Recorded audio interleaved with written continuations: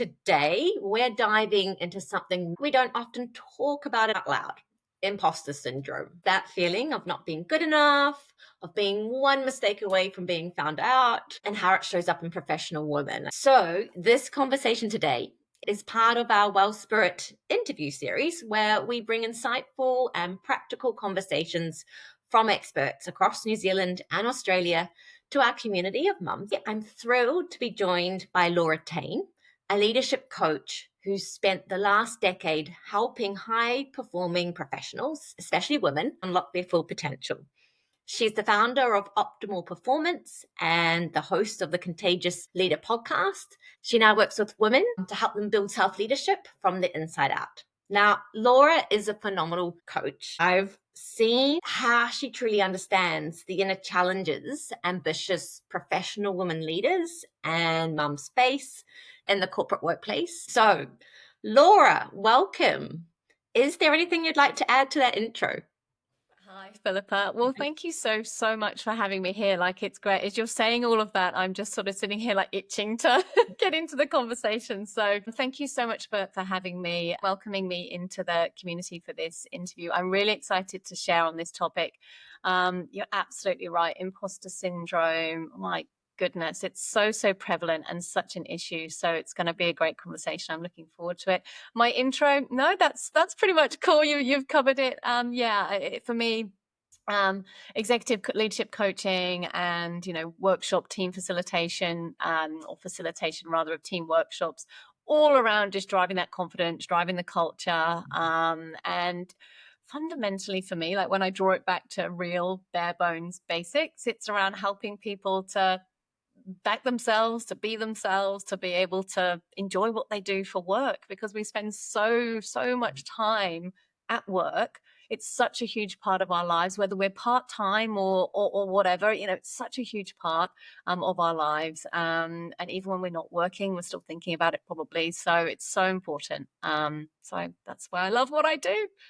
You can really feel that you love what you do, and I also love what you do. So this session today is going to be a really interesting one. And so there's three things that we're going to unpack in our interview today. So we're going to, first of all, explore what imposter syndrome really is. Second, why it hits mums particularly hard. And third, we're going to discuss three practical, simple tools that you, if you're listening today, can start using tomorrow to feel more confident and grounded, even if your life is just really hectic right now. So let's get into it. So, Laura, imposter syndrome. What do most people get wrong when they define it or talk about it, or literally just in their understanding? Yeah, that's a really good question. And it's so interesting because we could share this and then people might listen and go, oh, wait, maybe that's not me. But stay listening. If you hear and you think, wait, that isn't me, then everything we're going to discuss, I pretty much guarantee will still be relevant to you, even if you don't kind of fit what I consider to be like the strict criteria. But saying that, imposter syndrome is fundamentally this feeling of being an imposter, right? So it's this feeling of like you don't deserve to be where you are. This feeling of being a fraud, really common that people might feel that way. This feeling of that any moment now I'm in this role, and whatever that role is, whether it's a work role or in a professional life or personal life, whatever the role is that you're carrying out in life, it's this feeling that you're going to be found out any moment now for being a fraud, for not deserving your place, that you haven't earned it. And typically, comparatively to her over there or him over there or all the other people that you see doing this role. So a lot of comparison, a lot of, yeah, but I'm not that, I'm going to be found out. And so imposter syndrome, and I for sure would have made this I want to say mistake. It sounds pretty brutal, like it's a mistake, but like almost a misunderstanding, if you like, is this feeling of imposter syndrome. I hear it used a lot. Like I'm suffering from imposter syndrome. I'm suffering from imposter syndrome. When actually, when we strip it back, a lot of the time, or some of the times, actually, when we think about it, the person is suffering from self-doubt, or the person suffering from low confidence. And all of those things, everything's completely valid, but really they are slightly different things. So the imposter syndrome piece, so within imposter syndrome, you're going to have self-doubt, you're going to have low confidence, but you might have self-doubts and or low confidence and actually not have these feelings of being an imposter, be suffering from imposter syndrome, or imposter phenomenon is one word or one phrase that we might hear it called as well. So yes, very slight nuances. And I mean, honestly, it doesn't really change the course of action and everything we're going to talk about today, like I've said, and the 3 tips and tools that I share. If you're feeling any of those things, will help regardless, for sure. But yeah, I think it's a really interesting nuance. It's a really important one too. Definitely felt in my own experience of imposter syndrome, I definitely felt I was comparing myself to the person I was before becoming a mother.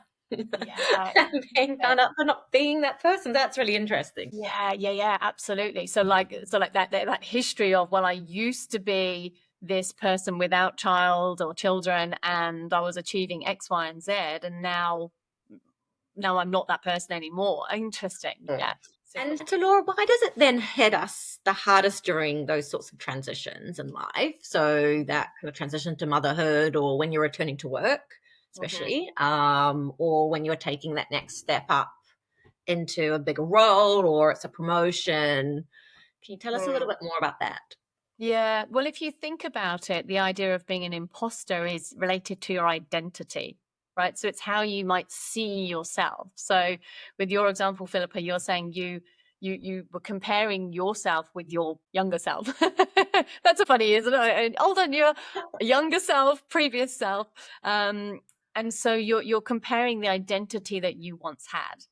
You know, I once used to be all of these things, able to work, I don't know, 12 plus hours a day, leave the office really late, be able to be going out to the social functions, be able to attend every single meeting, board meeting at the early mornings or the late PMs, whatever it was. That's what I used to be able to. That was my old identity. And now my new identity has elements that maybe restrict you from being able to do those things.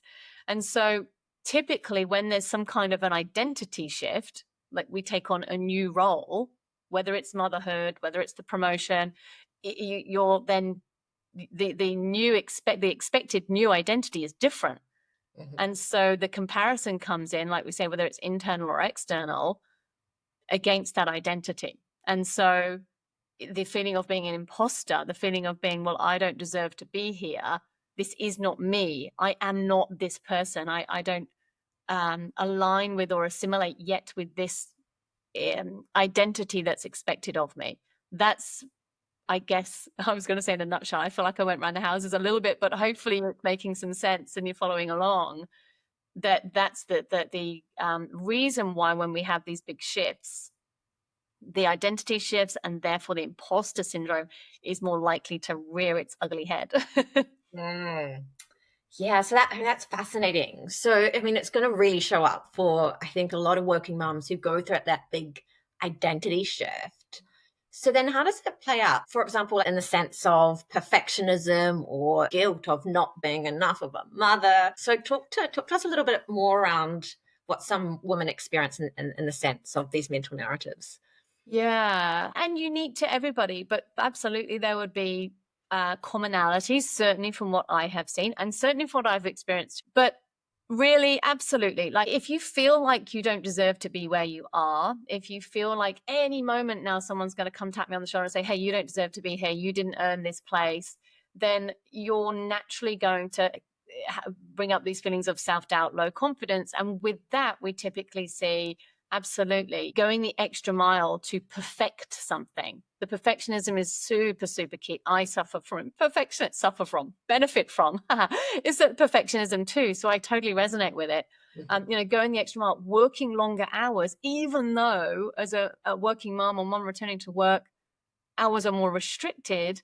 I see it all the time, mums going the extra mile, putting in extra hours to perfect something, to make sure that it proves themselves worthy of being there. So there's a feeling of needing to prove themselves worthy, prove themselves capable. And with that, absolutely, the perfectionism can come into it. It can absolutely impact the, I guess, mental state of somebody, in the sense that, if we think around a working mum returning to work, might be tired, right? Quite often we'll be tired, and you could make a mistake, right? We could, as humans, we could all make mistakes when we're lower on energy, or more fatigued, or what have you, in any setting, work or otherwise. And so if we make that mistake, then that can almost give us proof that, well, I've now got proof that I can't do this role. I've now got proof that I don't belong here because I made this mistake. And this one mistake can kind of burn away and eat away at us. You mentioned the guilt. I think that's a really key one, definitely, that I see. And linked to that, I find it's this feeling of sort of, I'm not able to be good enough in either camp. I'm not good enough at work because I can't maybe be how I used to be, or like all those other people. But I'm also not good enough at home with children and family because I'm at work. And so it's this feeling of sort of being torn between the two. Yeah. And not really excelling at either. Absolutely. And there's such an ideal perception that we hold in our minds of what a perfect mother is, right? And yet we're holding down a really busy full-time job, and we're still expecting ourselves to show up with baking for the school morning teas or whatever that looks like, right? Or going above and beyond. And that's just really hard, because you're almost setting yourself up to have these unrealistic expectations. Yeah. Well, one thing I'll just jump in on there, which is the crazy truth about imposter syndrome, is that most people who suffer from imposter syndrome are very high achieving and highly capable individuals, which is ironic, right? So it's like the most highly capable, the most high achieving feel like they don't deserve to be where they are, feel like they're not worthy. But yet, if we were to sort of poll or survey a group of a collective, they'd probably be the most worthy, the most proven, the most capable. But because, well, this is what I see, because we care so much about reputation, so much about results, so much about impact, performance, doing the right thing, whatever it is, that's when we're striving for more and more and more. It's never quite enough. It's never quite good enough. And so that comparison, the imposter syndrome kicks in.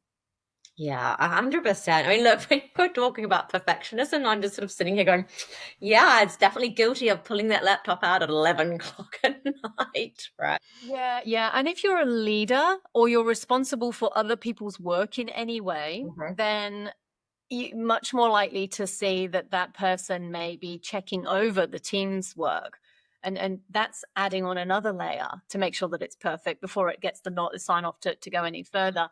And it adds yet another layer of overload, and really, for a large majority of the time, for what I see, certainly have seen in my own career and seen in my clients, is it's unnecessary. It's just this paranoia almost that I better check, I better check, overworking. And then, of course, we just feed that cycle of burnout even more. But I think what's fascinating is, I mean, I'm relating and connecting to so much that you're saying. But when I go back and think about my own experience of, pulling that laptop out at 11 o'clock at night and those feelings of guilt, I just felt like it was just me. You know what I mean?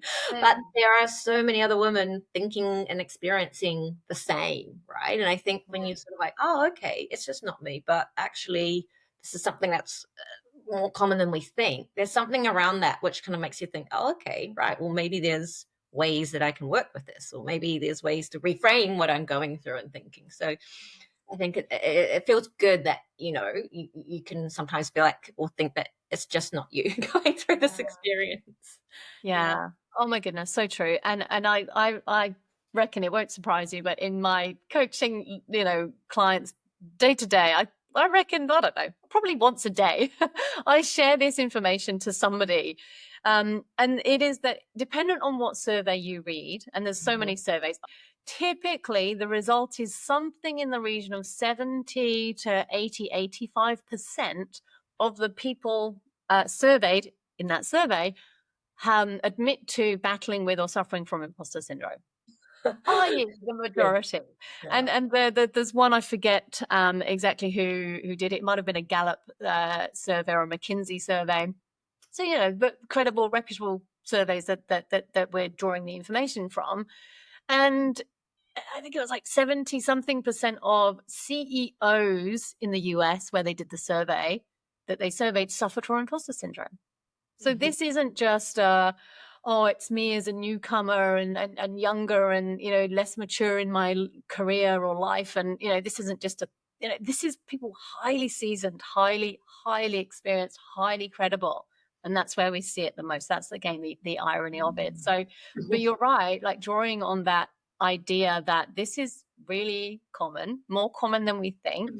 And, you know, I kind of joke with people sometimes and say, hey, welcome to the good club. Like, this is where everyone's at. This is where everyone's hanging out. Like, you know, if you're not in the imposter syndrome club, then who even are you, you know? Yeah, there's comfort in that, definitely. Yeah. And especially for working mums that have a lot of responsibility, thinking about where their family's at, children, partner, what's happening, you know, after they get home from work, thinking about all the things that they need to have ready for the day. There's a huge amount of invisible mental and emotional load going on. How does that affect our confidence? And I guess what impact does that have on how we lead and speak up and show up in our jobs? Well, I mean, I think just the word load is enough to make us feel pretty heavy. But if we think about it, if the brain is thinking about a zillion things at once, and, you know, we've got one finger in the work pot, we've got one finger in the school pot, we've got one finger in the what's for dinner, etc. Like, and that's our overall capacity. Well, then we're spread pretty thin, and therefore, how can we possibly be or expect of ourselves to be able to perform in any one of those areas at the level that, again, for most people dealing with imposter syndrome, they expect of themselves, which is a pretty high level, if the spread is too thin. And so, therefore, if we're not putting the kind of typical level of energy, effort, attention into something, how can we possibly be expected to do it at the level that we want? Confidence therefore dips, because we, like the example I gave before of, you know, these smaller mistakes might be more prevalent because, well, we're tired, we're fatigued, we're spread too thin, we weren't looking at it properly. That can then cause a mistake, which then can then cause us to think, well, I'm not confident to do that anymore because the last time I did it, I made a mistake. Or the last time that I tried to do this, I couldn't focus properly. Therefore, I don't trust myself to do it well enough, or I don't trust myself. And so this kind of idea of self-trust and our ability to self-lead through these situations just becomes a lot more reduced because we're just stretched too thin. There's just so much going on, isn't there? Like the daycare drop-offs that were really emotionally heart-wrenching, and those things are almost happening on a daily basis, let alone sort of the bigger things that are happening with your family and children. So yeah, there's a lot to deal with, isn't there? Yeah, and priorities, right? That's a priority shift. So career was maybe once priority, again, for a lot of these individuals. Career was once priority, and now it's this tug of war between, well, I think children and family should now be priority, and they are my priority, but sometimes I'm torn, and sometimes I doubt that fact because I'm so passionate about my career and what's right. And you know, that's where maybe well, certainly from what I see within clients, that's where some of that guilt comes in. It's almost like this admission of, I love my kids, I love my family, but I love being at work and I want to do my best there, and I feel guilty about even thinking that, let alone saying it out loud. I think pre-motherhood, you're generally in control of your life and your daily actions and what time you turn up to something and how you turn up to something, looking as professional as possible. With children, it's a completely different scenario. I remember just trying to get my child out the door on time, and he's only 2 years old, I'd be literally screaming at him, are you going to make me late? And it was just like, it's nothing to do with it. Yet the pressure I felt of getting to my commute, turn up to work on time was just such a load. And then when I turn up to the meeting, I was like, oh my God, like what a morning I've had. It's such a different thing that you need to reframe to be able to show up and thrive really in the office, doesn't it? Yeah, that's right. Yeah. So, you know, the headspace, I remember one of the previous team member of mine, I don't know, many years ago now, and with her first, she had this battle, that same thing, like couldn't get it. He wouldn't get dressed and he wouldn't get in the car to go to daycare. So it was like the two struggles that she would deal with every single morning. And it absolutely, like, it was tearing her apart because she was so driven. She cared about her work so much. She was a really good performer. And all of a sudden she wasn't able to perform because of this. And it was just compounding this spiral of her just lack of confidence, and obviously fed largely by her energy, quite simply. You know, she just didn't have the energy and capacity, mentally and or physically. Yeah, a very real example. We've talked a little bit about the mental narratives, the emotional mental load, what imposter syndrome really is. But for those women that are listening right now or watching right now and really resonating with this, then I guess the question is, how can we action this, right? What are 3 things that someone can start doing immediately, after they listen or watch this? And maybe they're sort of like small practical things. I know mums are super busy. They don't really want something which is going to take an hour a day or anything. But what are the small practical things to just start shifting how they think and feel? Well, one of the key things that I advise clients to do or suggest that they do is something we've touched on already. And it's this idea of just normalizing it. Normalize it, accept it, own it, right? And it can sound a bit like, oh, why on earth would I want to do that? I want to get rid of this thing. But again, if you remember the stats, let's say 70 to 80% of individuals that you're looking at and comparing to and saying, I'm not as good as, or I'm not deserving compared to blah, the chances are that they're feeling exactly the same way and they're looking at you and thinking similar of you. I'm not as good as Philippa. I wish I was like Philippa. Meanwhile, Philippa's looking at, it's just crazy. So let's make light of it a little bit and actually normalize that actually this is normal.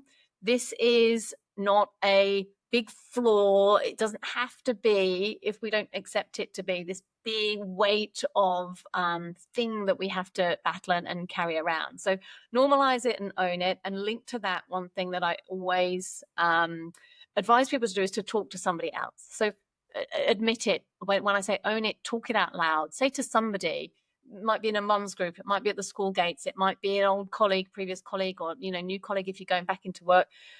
Share it. This is how I'm feeling. And, it's that old adage of sort of problem halved, problem shared, or problem shared, problem halved. It really helps just to kind of take the weight off it and take the spotlight off it. So I had one client who I shared that with, and honestly, we never spoke about her imposter syndrome again. I said, how are you going to lunch? She said, honestly, since you shared that with me, I'm all good. So you just never know.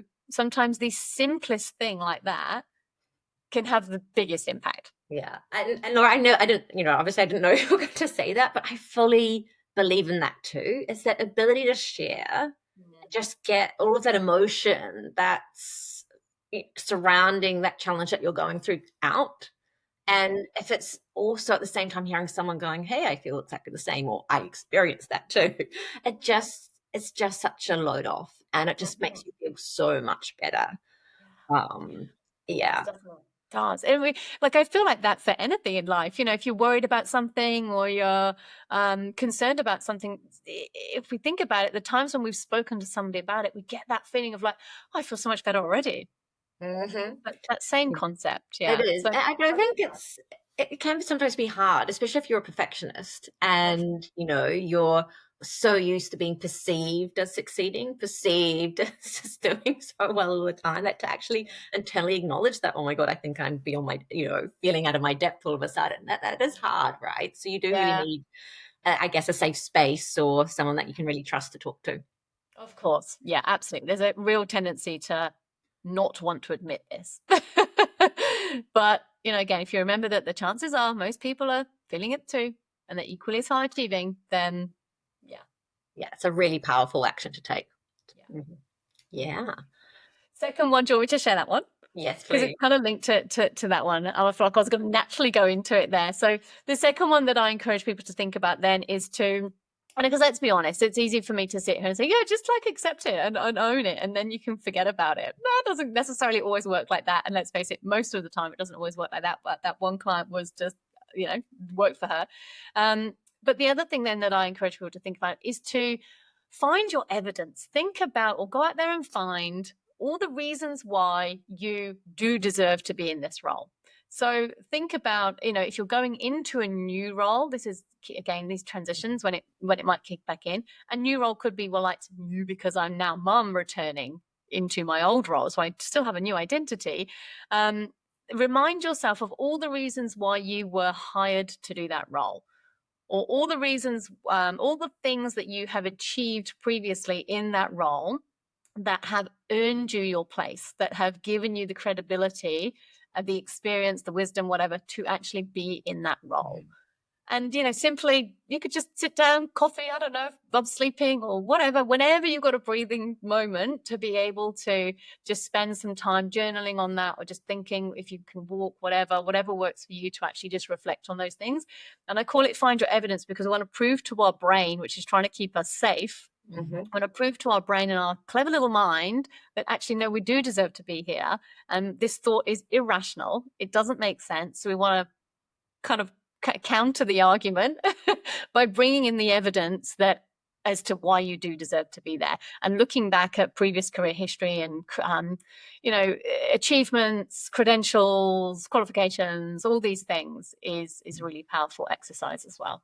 It's like a manual override, but I think it's also really important, because I think, especially if you're a new mom and you're experiencing less sleep than you do need that manual override, because your brain almost doesn't have the energy to find all the positives that you would normally pull out and recognize. So I think that's actually a really beneficial activity. And how often would you do that, Laura? But you just kind of say these mantras out loud as often as you need to, and it might be that that's every day when you're really, really in the thick of feeling this heaviness, and then you might realize that I'm realizing more and more that I'm not feeling this anymore. Maybe next time you're doing it every week, and every month, or every quarter, or once a year, right? And maybe then you're never doing it again, but as often as you need to. Yeah, and that's almost like rewiring the brain. The more often you do it, then thoughts become feelings, and that becomes behavior. So that kind of makes a lot of sense. Definitely. Yeah, that's really All of powerful. Okay, Laura, what's your third? My goodness, where shall I go with the third? Let's go with a good reframe.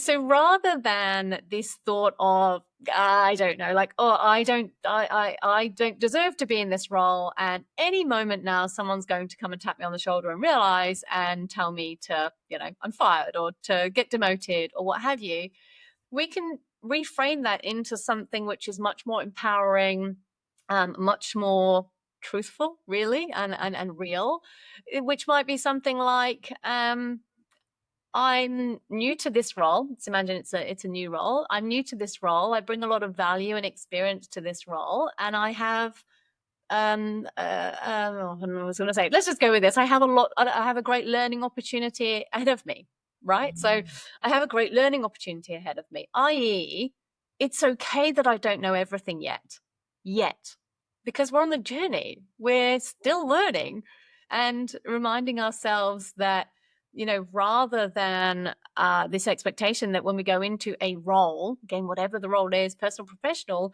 I'm expected to know everything. That's not actually true. Rarely is that the case. And so if we can use that word yet, I don't know yet, I don't know everything yet, i.e., I'm still on the learning journey. So a good reframe is again really powerful. And what can we do with that?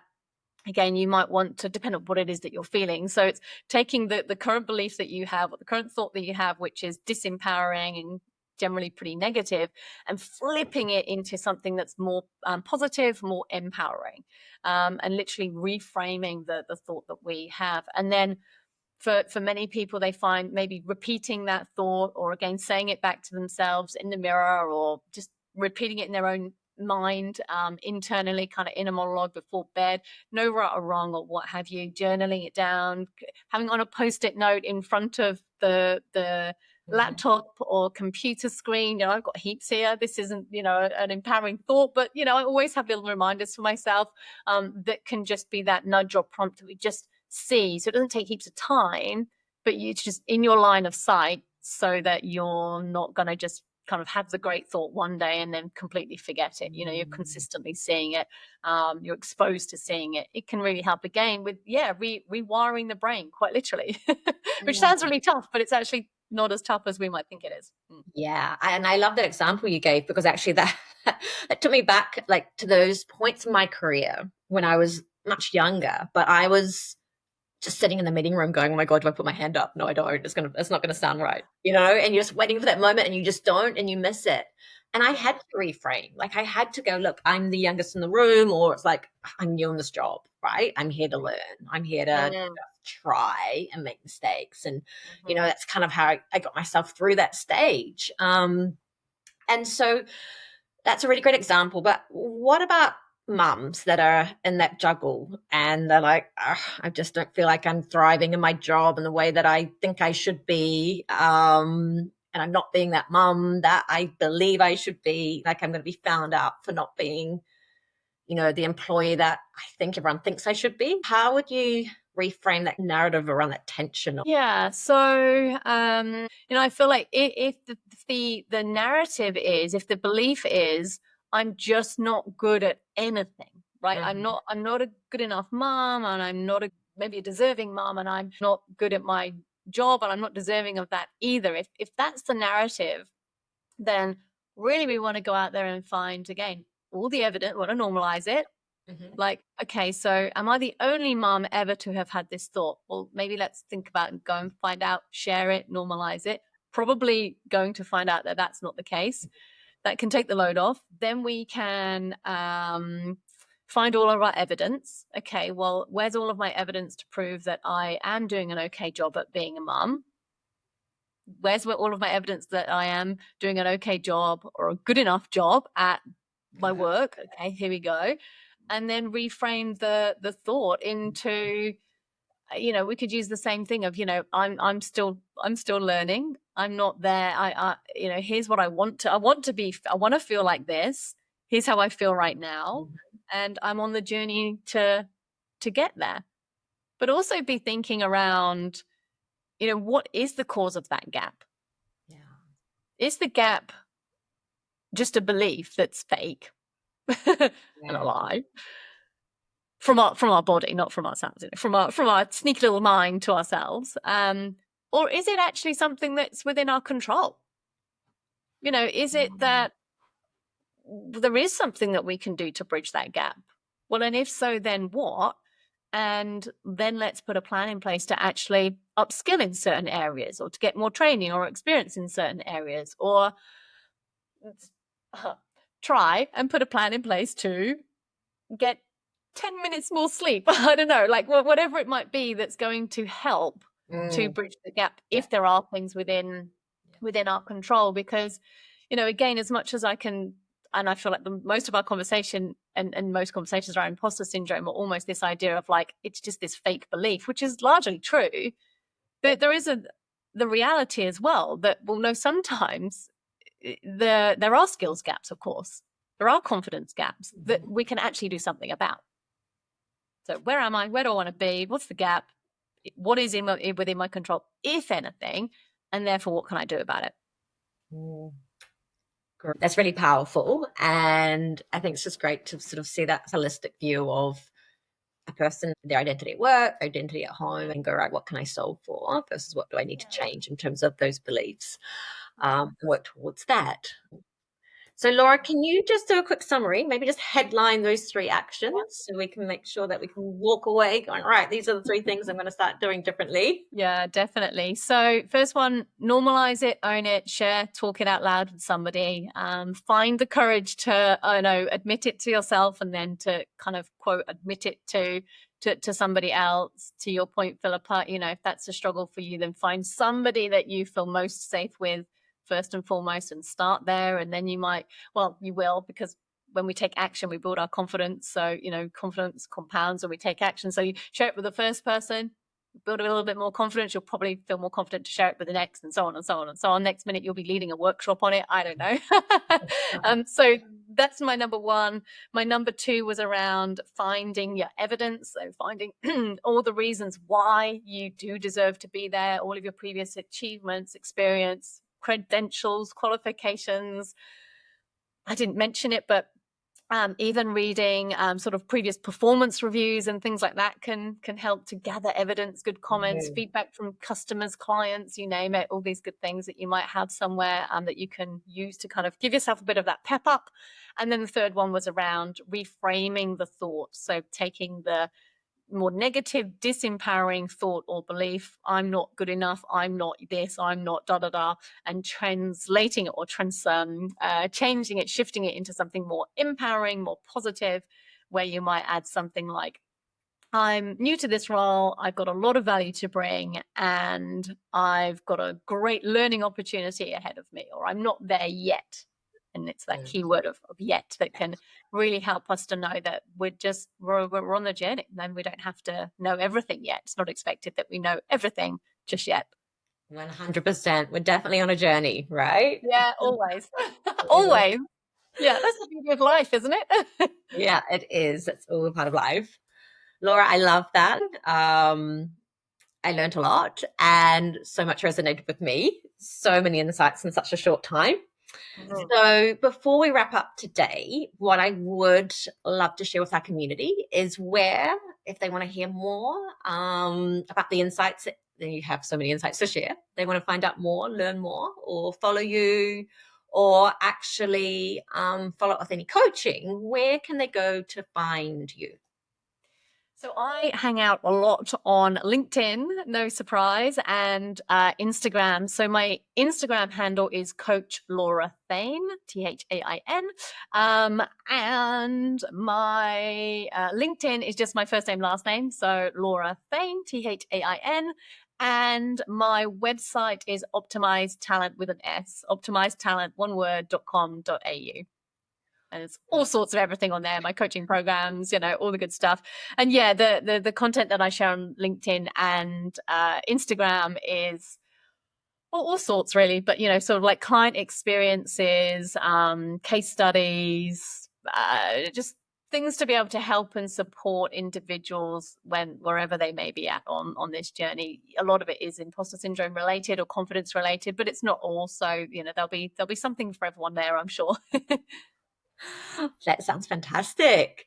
So to conclude, and I think how I would probably summarize this discussion is that imposter syndrome is something really quite normal, and we all go through it at some stage or parts of our lives. And what I've heard today is that it very much means we're in this place of growth and we're on our journey.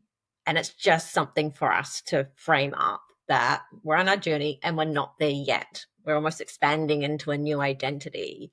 But most importantly, what I've taken out of this is that you don't have to do it alone. And the more you share, the better place you will be in on the journey that you're going on. So a big thank you for joining us today, Laura. Really appreciate it. And it's been a really fantastic conversation.